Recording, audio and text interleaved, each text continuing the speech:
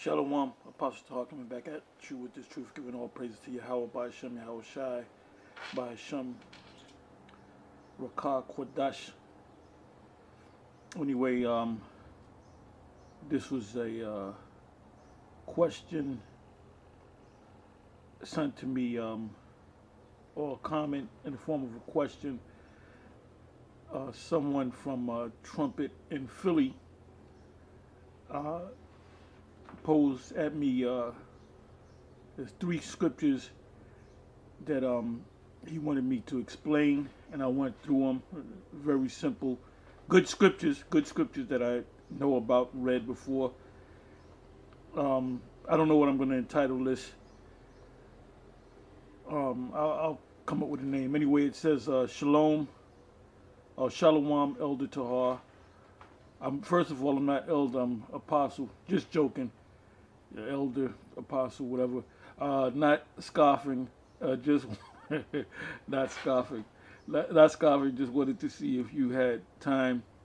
You could give a breakdown on Song of Solomon 5 verse 11, 2 Samuel 14 verse 26, and Ezra 44 verse 20. And that one, Ezra 44 and 20, I used that scripture years ago. Very good scripture. Not scoffing, asking in sincerity, Baba Kwasha, Yahweh Basham, Yahweh Shai, Barak, Wa, Anacham, Atha, Wa, Ha, Roka, Kwadash. Anyway, I'm just going to go into it, and I hope you can see this. I'm putting this up raw. The first scripture, and in Great Millstone, you're not supposed to have long locks, and you got guys with dreadlocks and long braids. Like I noticed, there's certain brothers out there that are part of Great Millstone that got long hair, long braids, and so forth for locks. That's not supposed to be. If you have that, you shouldn't be down with Great Millstone. You should do your own thing. Now this brother here that asked a question, Trumpet in Philly, I don't know if he's down with us, but he teaches, in the name of Yahweh Bashim, Yahweh Shai, and so forth, because I kind of watched a couple of the videos real quick. Anyway, let me just go into these scriptures. Song of Solomon 5 verse 11. I'm gonna kind of go backwards because I went through these scriptures.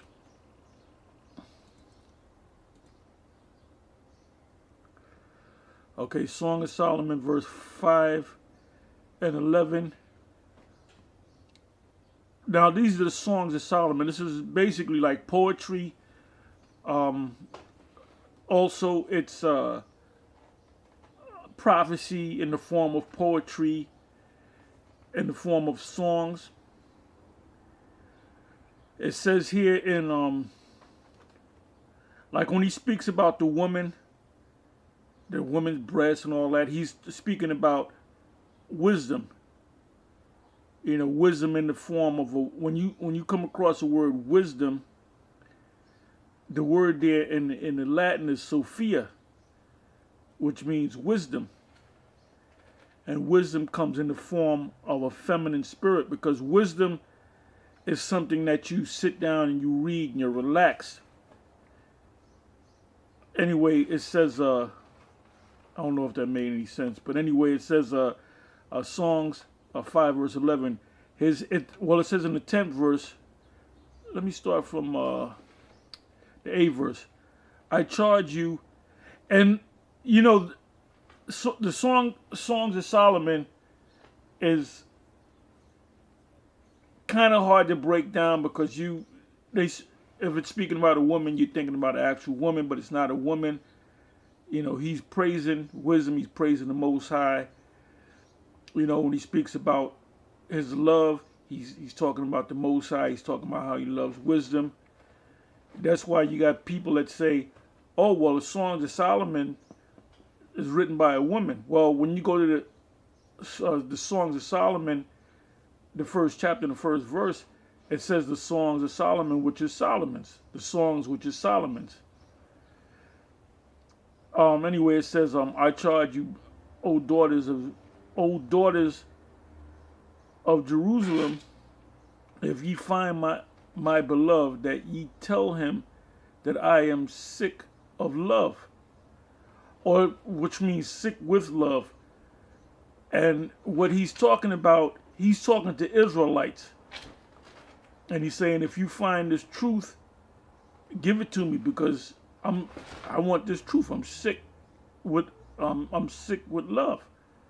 Anyway, it goes on to say, 9th verse, what is thy beloved more than another beloved? O thou fairest among women. Now, what does he mean by that? He's not talking about an actual woman. He's talking about wisdom. The most beautiful woman out there is wisdom. It says, what is thy beloved more than another beloved, that thou dost so charge us?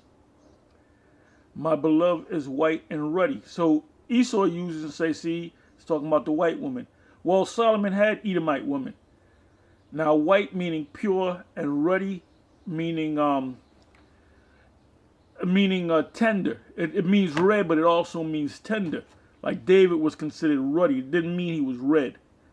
It says the chiefest among 10,000. 11th verse. His head, see, he's speaking about a woman, then he's speaking about a man. And then you have these Edomite scholars that say, well, Solomon was, he played both sides. It ain't talking about that. It's talking about wisdom, the Most High, knowledge, understanding. It says his head is as the most fine gold. His locks are bushy. It's not talking about an actual man, but he's using the model of a man and a woman. Anyway, it says his head is as the most fine gold. His locks are bushy and black as a raven. And now that right there, his locks are bushy and is black as a raven. The word bushy, what does the word bushy mean? And this right here proves that the Israelites are so-called black people. Anyway, the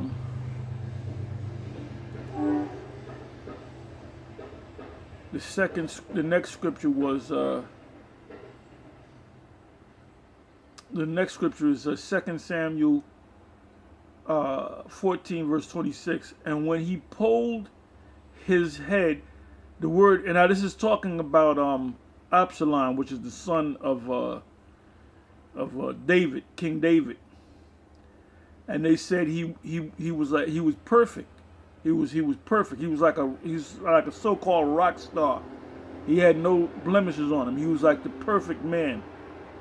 He was like a super handsome man with a perfect body that the woman loved. That's why people followed him. You know, when he came up against his father, because he was like Bruce Lee said, a superstar. He was a superstar in Israel, but he was wicked.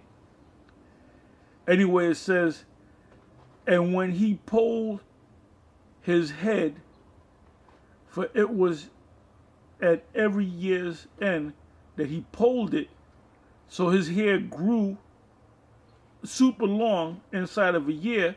And what did he do? He cut it. The word pulled means to cut.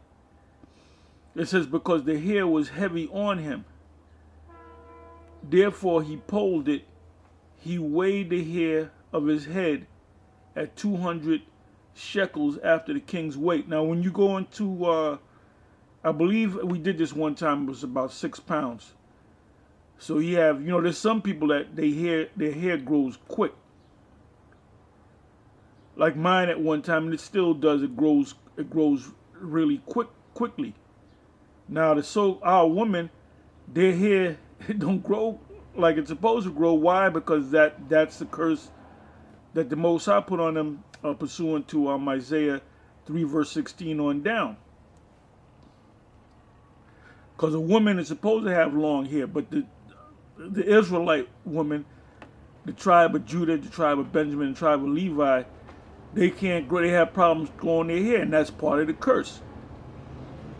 And a woman's glory, it tells you that in Corinthians, is her hair.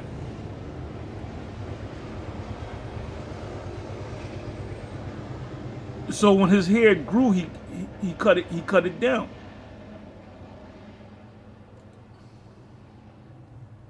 Okay, the last scripture is Ezekiel 44 verse 20. It says, neither shall they shave their heads. And what does it mean to shave? To cut off completely. To put a razor to your head. Nor suffer their locks to grow long. They shall only poll their heads. And the word poll means to cut. Shave means to, I'm not going to go into the Hebrew on that, but shave means to cut off. You have, the scriptures tell you about baldness, make no baldness on your head. Well, you're supposed to cut your hair down, but not cut it bald, pursuant to the law.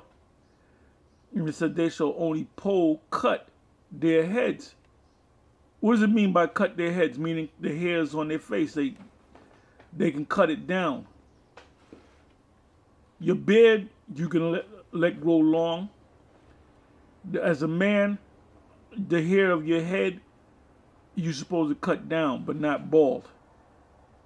I mean, this is nothing, no major secret breakdown. This is basically common sense in the scriptures.